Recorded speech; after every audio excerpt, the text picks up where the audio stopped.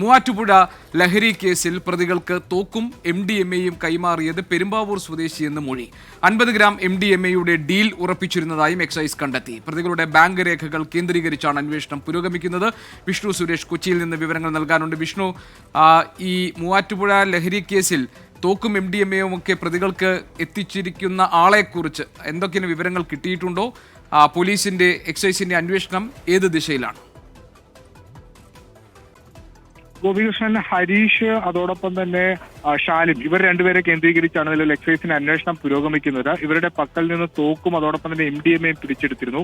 ഈ എയർ പിസ്റ്റളും ഈ MDMA-യും ഇവർക്ക് ലഭിച്ചത് പെരുമ്പാവൂർ സ്വദേശിയിൽ നിന്നാണ് ഇവർ മൊഴി നൽകിയിരിക്കുന്നത്. അതായത് ഈ MDMA വേണ്ട ആളുകളിൽ നിന്ന് ഇവർ പണം സ്വരൂപിക്കും. ആ പണം ഈ പെരുമ്പാവൂർ സ്വദേശിക്ക് കൈമാറും. ഇയാളാണ് മൊത്ത കച്ചവടമായി അല്ലെങ്കിൽ മൊത്ത ഉപകരണത്തിന്റെ ഭാഗമായി ഇവർക്ക് MDMA കൈമാറുന്നത്. 50 ഗ്രാമോളം MDMA-യുടെ ഒരു ഡീല് ഇവർ പറഞ്ഞു ഉറപ്പിച്ചിരുന്നതായും അതുമായി ബന്ധപ്പെട്ടുള്ള രേഖകളും ഒക്കെ എക്സൈസിന് ലഭിച്ചിട്ടുണ്ട്. ഇവരുടെ ബാങ്ക് ഇടപാടുകൾ കേന്ദ്രീകരിച്ചാണ് അന്വേഷണം പുരോഗമിക്കുന്നത്. ഹരീഷ് സിനിമാ മേഖലയിൽ പ്രവർത്തിക്കുന്ന ആളാണ്. അതുകൊണ്ട് ആ മേഖലയിൽപ്പെട്ട ആളുകൾക്ക് ഇത്തരത്തിൽ ലഹരി കൈമാറിയിട്ടുണ്ടോ എന്ന് എക്സൈസ് പരിശോധിച്ചു വരികയാണ്. ഇയാളുടെ ബാങ്ക് ഇടപാടുകൾ കേന്ദ്രീകരിച്ചാണ് ഇപ്പോൾ അന്വേഷണം പുരോഗമിക്കുന്നത്. ശരി, വിഷ്ണു സുരേഷാണ് വിവരങ്ങൾ നൽകിയത് കൊച്ചിയിൽ നിന്ന്.